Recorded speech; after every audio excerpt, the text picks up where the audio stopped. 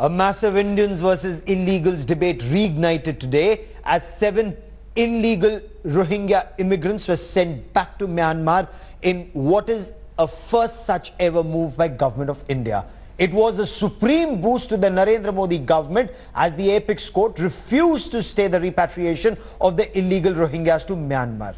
But that's just 7. What about the 40,000 plus who still remain in India? In a first, 7 Rohingyas who had crossed over illegally into India handed over to authorities in Myanmar 6 years later. The Myanmar authorities accepted them as their citizens during the handing over ceremony at the Moreh border crossing in Manipur. Earlier in the day, the Supreme Court refused to intervene and stay their deportation.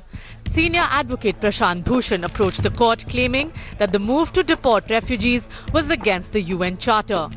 Chief Justice of India Ranjan Gogoi said that the apex court was not inclined to interfere with the decision taken. The court also told Bhushan that he need not remind them of their responsibility. We had requested that the government of India should not be permitted to send them back in this situation. Today the government of India filed a short affidavit saying that no, these people want to go back. We said that at least the UN High Commissioner for Human Rights should be permitted to interview them to find out whether they really want to go back in this situation in Myanmar or not. The centre had earlier told the Supreme Court that the illegal Rohingyas in India were a threat to the country's national security. The intelligence agencies have repeatedly cautioned the government about their suspected links with terrorist organizations. यह आवश्यक है भाई आखिर में ये कौन है ये भारतीय नहीं है ना मंशा से भी भारतीय है और हमें कोई ऐसा नहीं है कि मुसलमान जहाँ कहीं से भी आ जाएं हम उनको लेना है. The government sees the Supreme Court action as a shot in the arm for its drive to repatriate the illegal Rohingya refugees in India. जो अनऑथराइज हैं, घुसपैठिए हैं, सरकार की नीति और नीयत साफ है और आज पहला जत्था को उन्होंने भेजने का काम किया है. मुझे लगता है कि इस पर राजनीति नहीं होनी चाहिए. New Delhi's move has, however, faced criticism by the United Nations that sees the repatriation of 7 illegal Rohingya refugees as a violation of international law.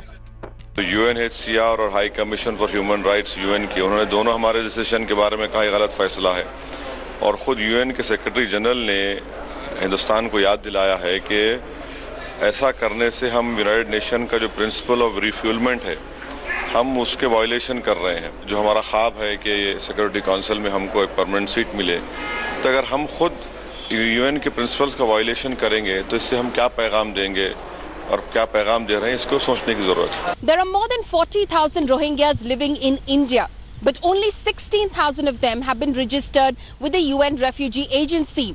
Hence, it remains to be seen if the repatriation of 7 Rohingyas today is only an isolated act or will the government send the rest back to their country too. Paulmi Saha in Delhi for India Today. So 7 sent back. What about the remaining 40,000 illegal Rohingyas in India? Kiran Rijiju, Minister of State for Home, joins me now on India First. Mr. Rijiju, so 7 have been sent back. They, of course, were illegal immigrants. They were caught when they came in. They spent time in jail. What about the remaining, sir? See, you have to understand between the term refugees as well as the term illegal immigrants. Refugees are those who are permitted or accepted by the government of India to stay in India in a particular designated place or location identified temporarily till alternative arrangement is made. Okay. Illegal immigrants are totally not permitted to stay in our country. So Rohingyas are not refugees, but they are illegal immigrants in our country. So they have to go back. For that, the process is something which the government of India has started. So what you're saying is that all 40,000 plus Rohingyas in India, they are not refugees. All of them have to go back to their country? As I said, since Rohingyas are illegal immigrants, the efforts are on to send them back.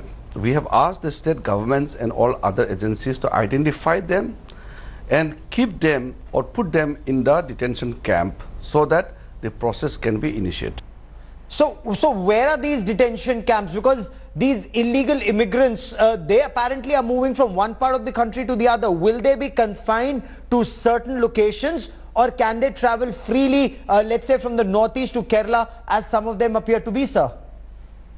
There are detention camps and there are provisions on which the state governments will act, and we are in touch with the state governments. The Union Home Ministry has been keeping in touch and keeping an eye on this matter and issued advisories to the state governments, directions also. So this will be followed up strictly. Okay, so what are these directions? What efforts are being made to identify and isolate them? Are there fingerprints being taken? Are biometrics going to be taken? What's the next step now, sir? No, it's very clear. We have asked the state authorities, central agencies, everybody to act upon it, and then wherever there are facilities, these people will be identified, and then biometrics or other required method which we will apply. And then we have to ensure that these people do not acquire or obtain any kind of documents which will be used as their claim to become Indian citizenship in future. So that we have to be very clear, because the earlier days Congress regime, nothing was done. So many illegal immigrants have entered into Indian territory, and some of them must have acquired false documents which have made their claims legal through various means. Okay. Our government is very clear that damages are being done, but we should not allow further damage. Okay. Okay. So you're saying damage has been done. What I want to understand from you, sir, there are reports, including a submission by your government in court, that some of these the Rohingyas are suspected to be involved in subversive activities or terror activities. Do we have evidence to prove this, sir? Who are large in numbers, who are illegally living in various parts of our country, are vulnerable to various actions and acts which are detrimental to national security. We have got certain reports where some of the Rohingyas are being misused. So that is why we are very much concerned about this particular issue. Okay, so for the moment, Mr. Kiran Rijiju, many thanks for joining me. You're saying you're very concerned about their movement in this country. They will be repatriated. Let me now open this debate. Joining me now on the broadcast is Vikram Singh. He's former Director General of Uttar Pradesh. And remember, there are a large number of Rohingyas who are settled even in parts of Uttar Pradesh. Dr. Taslim Ahmad Rahmani is President of the Muslim Political Council of India. And I have Sardar R.P. Singh, National Secretary of the BJP. Dr. Rahmani, 7 have been sent back. In your appreciation, do all 14,000 now need to be sent back? India is not a dharamshala, as Union Minister Giriraj Singh put it.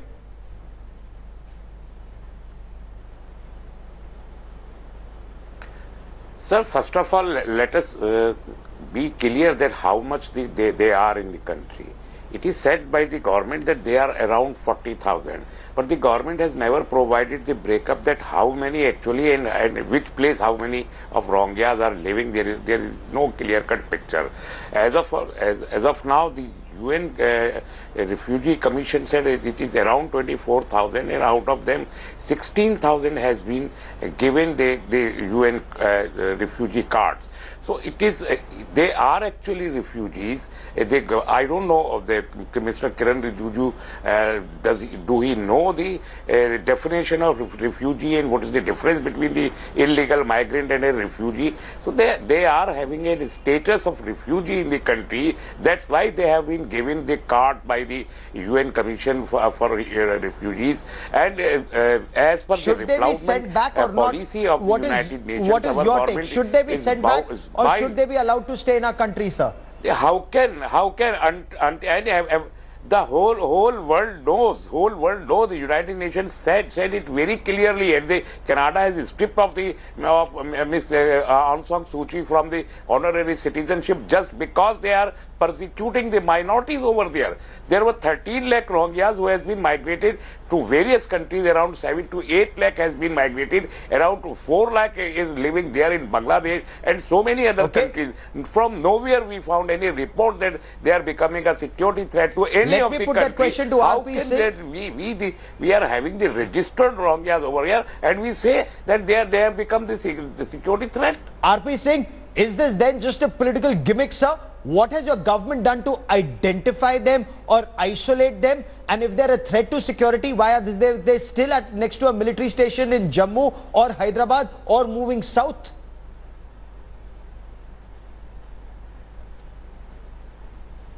Well, let's understand how did the Rohingya problem started first. And then probably if you go to the genesis, then we'll understand the refugee part and the threat part. They were looking for a separate Muslim state within the Burma. They had some organization named Arkan Rohingya Salvation Army, and which was categorically supported, and this on record. It's not me, I'm saying this was an intelligence record, and you can Google it and check it also. It was being supported by Pakistan for creating a separate Muslim state within the Burma. That's why they suffered this. But they were trying to create a revolt against the Burma as a nation. And that's why they suffered this. And now whoever has come to this country also, I mean, there are also documentary evidence, and government of India has already filed that in the court also, saying that there are threats and there are organizations like Lashkar-e-Toba and then other organizations, Yashe-e-Mohammed, who are supporting, and ISI also, who are supporting certain Rohingya organization, which is called Al-Aqmol Mujahideen, I mean, which is another Rohingya organization which is active in India. So we know that, I mean, there are organizations which are funded, sponsored by people, and the Kiran Rijiju was very clear. They are vulnerable people. They are vulnerable people, and on name of religion, they are being used. So Vikram we have Singh, to safeguard our country. And if there are should India be looking at this issue purely from a security point of view? So let's take this step by step. RP Singh, stay with me for a moment. Mr. Vikram Singh, should we look at it purely from a security point of view? Are Rohingyas a threat to India's internal security, sir? Mr. Gaurav Sawant, we must look at it purely from a security point of view because you have inherited a tremendous deep-rooted problem. You have Chhota Barmi killed in an encounter along with Adil Pathan, and Chhota Barmi was reported to have shared a dais with Hafiz Saeed earlier. Now Adil Pathan belonged to the JEM, and also the fact that ISI is pumping a lot of resources. Taking Mr. RP Singh's point further, that it is Aqmul Mujahideen and it owes its origin to Harkatul Jihad Islami Arakan, and these cohorts and their subsidiaries, they have the presence not only in Myanmar, along the Myanmar-Thai border, along the Myanmar-Bangladesh, India, Bangladesh and Myanmar are working together to identify their cadres and neutralize them. So many have been neutralized in Kashmir, it is beyond doubt. You have Abdus Quddus Barmi in Pakistan, a Rohingya living in Pakistan, who is training, aiding and abetting terrorism in Kashmir. And then you have them settling down in Jammu, Delhi, Mewat, Kerala and all the vulnerable and sensitive places.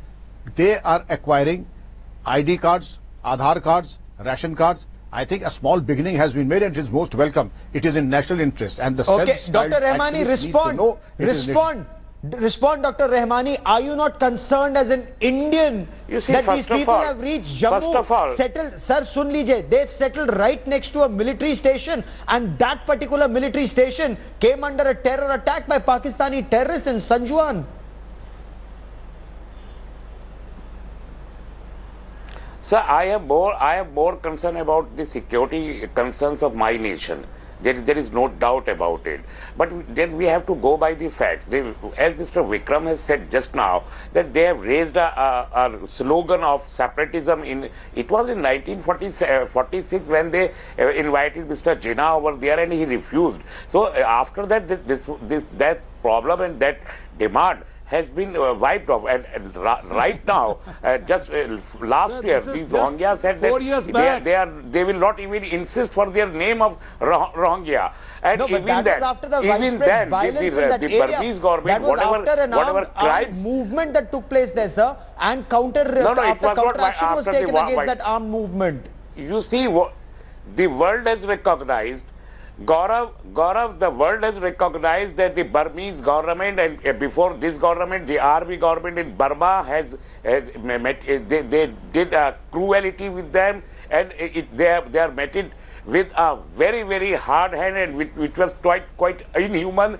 That's why the United Nations said that they are the most persecuted minority, number one. Number two, I said it, that Bangladesh, where the Harkatul Mujahideen and Harkatul Jihad, etc., are also there, so many terrorist organizations. They are 4 lakhs in Bangladesh. They never said that they have become the security threat. And number 3, in Syria, you see 6 million Syrians has been migrated in so many countries, including Europe. And in Syria, you know that how many terrorist organizations. Why would we want that trouble in our country? And why the trouble that Germany is facing, or the trouble that Scandinavia is facing? Why do we want that kind of trouble in our country? Why would you want that trouble in our country, sir? This is another cruelty. This is another cruelty that we say that the migrants has become are terrorists. Why would you want that trouble in our country? But let me take that question to RP Singh. RP Singh, if there is a security threat, but they did not. But they did not say. You RP Singh, go to Cox's Bazar camp. I'm sure you have not visited. I'm sure you have not. I am sure you have never visited any of the Burmese camps. You go here in Delhi, in Myanmar. I visited so many times. They are diseased. They are diseased.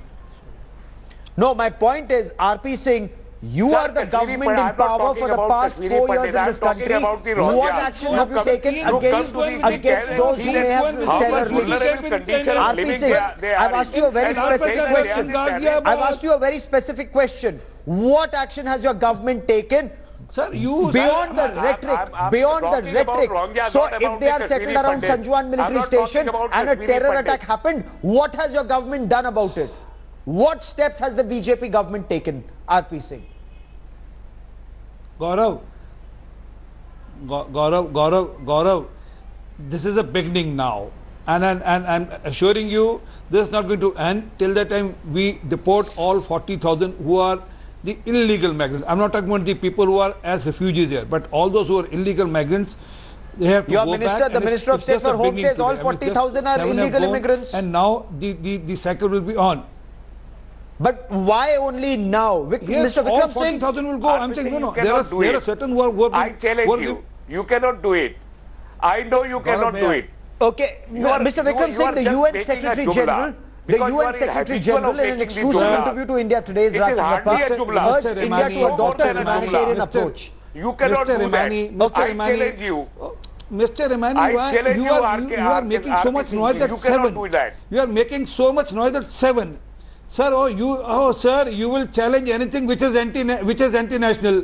You will challenge anything which can support anti-nationals. You will challenge, keep telling that. Okay, and we'll I would doing beyond the rhetoric. Mr. Vikram Singh, on the grounds of the law. The UN Secretary General says adopt a humanitarian approach. Asaduddin Owaisi says sending back 7 is a violation of UN Charter on Refugees. So should India have a bigger heart? We want to play a bigger role on the world stage. Should we have a bigger heart and let these refugees stay in our country? If there are terrorists, India go belongs after the to us, terrorists, and what not is in after all vibrant 40,000. self-interest, we should be doing it. Charity begins at home, and nobody can, not even the Secretary General of the United Nations Human Rights Commission can tell us what is in our national interest. What is in the national interest? It is for Indians to decide. The United Nations Human Rights Chapter, what has it done about Hafiz Saeed? What have they done about the terror camps operating in Pakistan? Some of the international laws are applicable Dr. Tasneem Rahmani, sir. well. No, but we are not a signatory to this Refugees Charter. Dr. Rahmani, you can forget about that, sir. Is it a good idea that their biometrics are taken? Dr. Rahmani, is it a good idea that their biometrics are taken? Dr. Rahmani, is it a good idea to ensure that these Rohingyas don't get a ration card or a voter card or an Aadhaar card and they become a vote bank in this country? When they choose to. Mr. Rahmani, that's a good idea. They should not get an Aadhaar card or a voter card. They should not become a vote bank. Sir, no United States Charter to make them a vote my national security, sir. They are having a refugee card. Why will they get the Aadhaar card? Because in the past, several have already got Aadhaar cards. Several of these Rohingyas already have Aadhaar cards and voter identity cards. So that is the failure of our own system. That is the failure of our own system. Okay, Mr. RP Singh, if there are leaks in our system, will the Narendra Modi government ensure no more leaks from this point on? We have 2.5 lakh. They must not get it. I am very open about it. They must not get it. They must get only whatever Mr. Ramani, hold your breath. Mr. Ramani. Okay, I have run out of time on this debate, but this is one story we will be tracking very, very closely. If there are leaks in our system, those leaks need to be plugged. Effort should be made to ensure that these Rohingyas don't acquire a ration card or a voter identity card, a passport or an Aadhaar card. We'll be tracking that story very closely. That is all I have time for on India First this evening. Many thanks for joining. Thanks for watching the video.